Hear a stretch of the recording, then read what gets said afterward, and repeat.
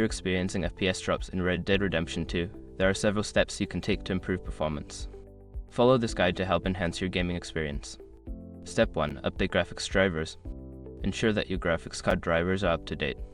Visit the manufacturer's website, NVIDIA, AMD, or Intel to download and install the latest drivers, as updates often include performance enhancements and bug fixes. Step 2. Adjust in-game settings. Lower the in-game graphics settings to reduce the strain on your hardware. Focus on settings like texture quality, shadow quality, and anti-aliasing. Experiment with different configurations to find a balance between visual quality and performance. Step 3. Disable background applications.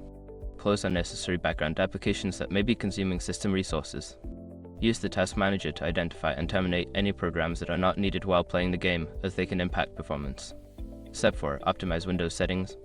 Adjust your Windows settings for better performance. Go to the Control panel, select System, and then Advanced System Settings.